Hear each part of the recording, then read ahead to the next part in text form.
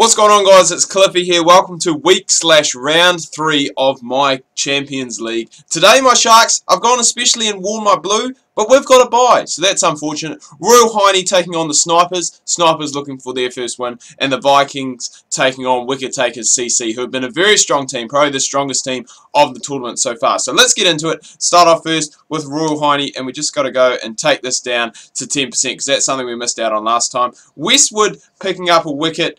Gets Fisher in the first over. And Westwood, I must say, both Westwood and Green, the two Harrisons, they've been absolutely killing it so far in this tournament. They've just been smashing it.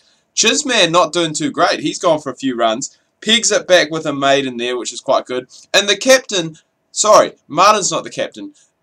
Anyway, Martin brings himself in, the bowling all-rounder, the spinning all-rounder, and he gets the captain of Stu Henry for 15 off 10. So, really loving the support on the series so far as well, guys, so thank you very much for that. A lot of people have said that they want to see this basically like 2-3 times a week, which would be really cool to do, but at the moment just so much other stuff going on, so many other uploads, so many other series that we're doing at the moment. We just don't really have the time for it. So once a week, that's what it is, and it is really, really fun to do. Martin somehow goes and picks up another wicket. He's just one of those guys that picks up wickets just like that, and caught getting one as well. So a double blow there, and really going to need something to happen here. Illingworth sent me a message on my Facebook page and said that he has really been struggling for runs lately, which is true. He's just blocking it out at the moment. I'm not too sure what is going on there, but Westwood goes and picks up another wicket. There we go. Finally, Illington gets off the off the mark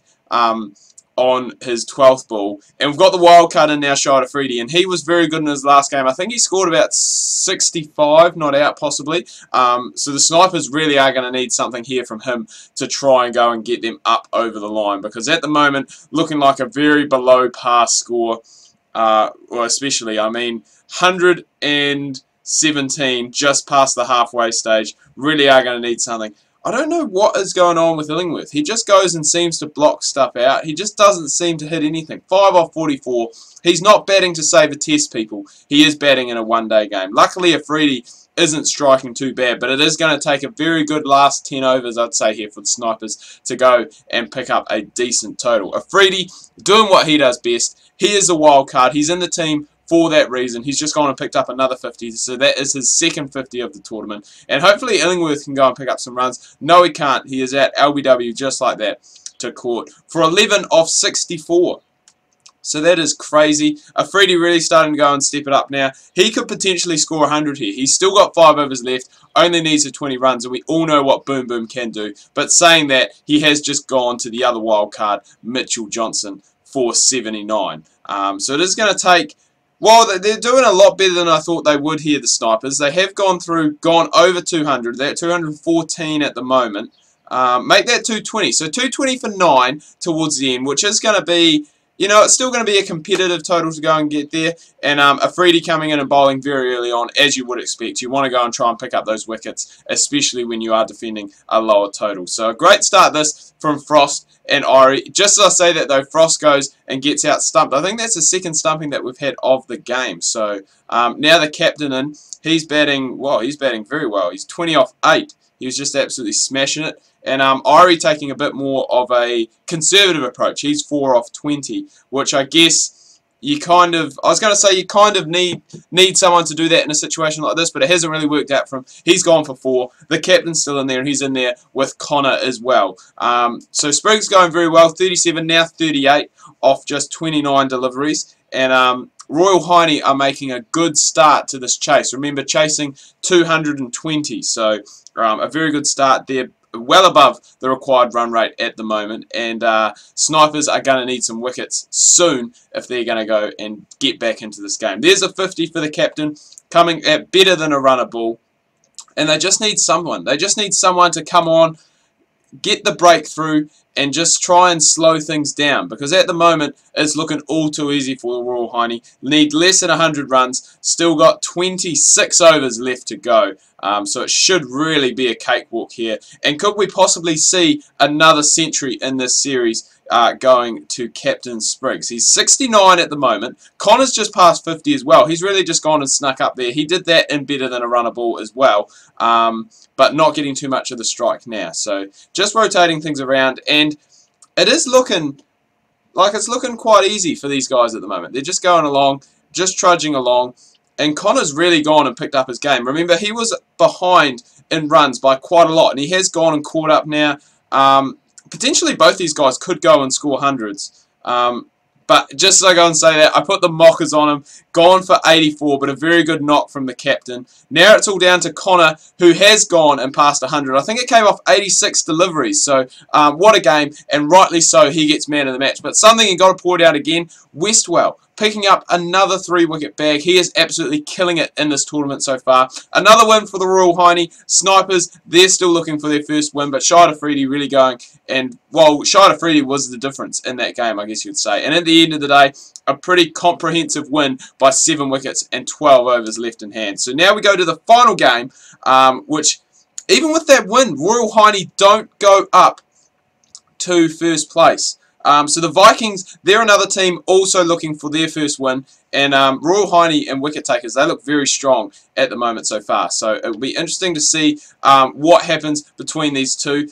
Ellington, he's been struggling with the bat a wee bit, the Wicket Takers captain. So he'll be looking to go and try and get some runs on the board today. Actually asked to be moved down the order, but there we go. A nice 6 is going to go and push him up. But this Wicket Takers CC side, very good side. And there we go. There's another one. So there's another example of Ellington struggling up the top against a new ball. Only scores 7.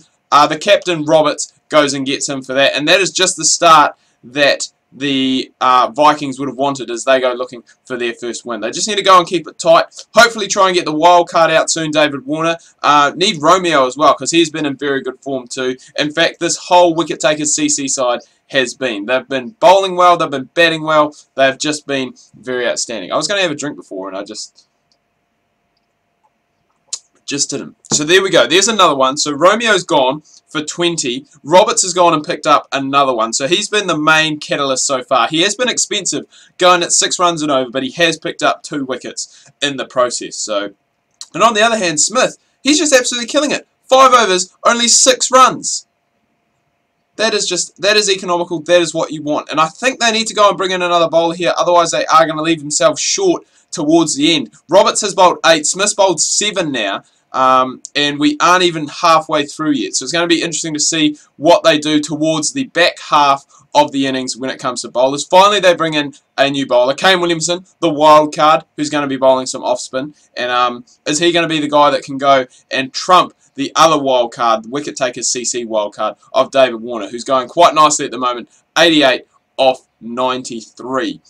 So he's trudging along nicely to 100, which will be the second 100 of the episode, potentially his first 100 of the series. Jones going well as well. He's just playing a bit of supporting role, 41 off 62, and it's looking pretty good at the moment here. Very good platform as Warner goes, passes his 100, and this is where he could get dangerous. This is where he could go and score a lot of runs very, very quickly. So Jones just goes and passes his 50 as well. He's played a very good knock. And this, as I said, this is where it could get dangerous for the Vikings. 200 up with still 10 overs left to go and 8 wickets left in hand. So Warner has played an absolute brilliant knock today. 148 so far off 129. You wouldn't bet against him going and scoring that 150. Possibly getting up towards like the 170, 180 possibly. And Jones, you got to keep him in mind. He potentially could still score 100 here as well. He is 95, 96 now, and 102. He goes and picks it up with a 6. So another one there. What a partnership this has been between these two, and we could potentially see a 300 plus score, which is what we have gone and done. 302 is what the Vikings are chasing. This is going to be a very hard task, especially with Harrison Green in their side, who has been the pick of the bowlers so far this tournament. And there we go. He picks up another one. Dan Barnes gone for 12. And Harrison Green, he just continues to pick up wickets. He just does it somehow. I don't know how. I don't know why I didn't draft him into my side. Should have, because he is just a guy who is scoring a lot of runs. But Turnbull and Williamson, the wild card, they're in now. Long batting lineup as well.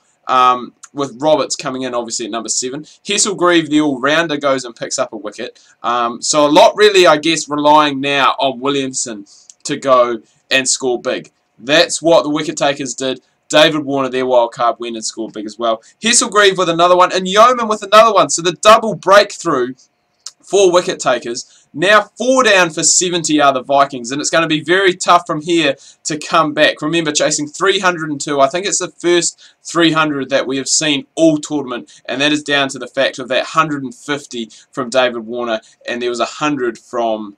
Crap, it was just before. I can't even remember now. We'll get to it in just a second. But there we go. There's another one. So Perkins out. He's gone for 11. Harvey's gone and picked up the wicket. The captain Robertson now, and it's looking like it's looking like a pretty sorry state of affairs for the Vikings. Wicket takers again just showing how much of a dominant side they are in this tournament. Yeoman goes and picks up another one. So we're down to the all-rounders now, and we still need about 180 plus runs, so it is going to be a very tough chase. We've got Hick, who's only bowled 3 overs, gone for 4 runs. That is absolutely incredible. Wickets have been shared around as well today.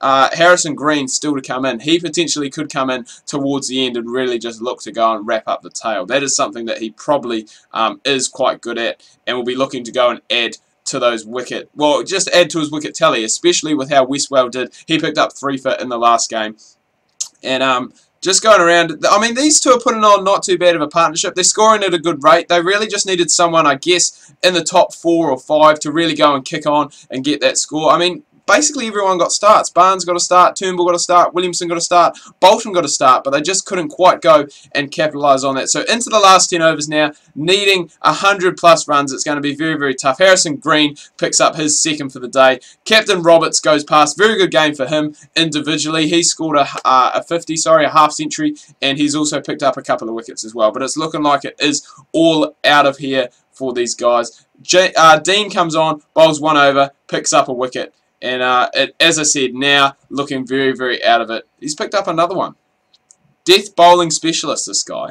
And Smith actually doing not too bad as well. 18 off 14. And they've actually gone through and batted through the 50 overs. So credit where credit is due. Lost by 60. And that is due to the fact, as I said, Warner and Jones. 158 not out. 116 not out. That really did go and make a difference. And that is a big win for wicket takers CC, which is going to help their net run rate as well. Roberts, as I said, had a pretty good game. He was 57 with the bat. 2 for 56 with the ball, the only guy to take any wickets. Harrison Green carrying on his fine form. Dean coming in towards the end and taking 2 for as well. So if we go, have a look at the league table, there we go. So wicket takers are now the only unbeaten side. Well, they were the only unbeaten side before this game started. Royal Heiney, they still in second, behind the heels. Sharks in third. Remember, they had the bye this week. Vikings and Snipers still looking for their first win. And we are going to see that next episode. A double game at the Melbourne Cricket Ground, the MCG. Vikings and Snipers, one of them should get their first win. The Sharks taking on a very strong wicket takers CC side. It's going to take a big effort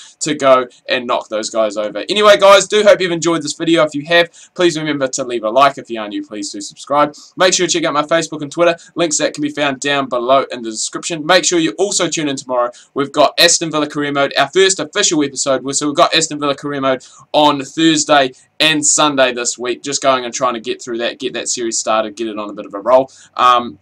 So really looking forward to that. Hope you guys are too. Hope you had a good start to your week, and we'll see you tomorrow.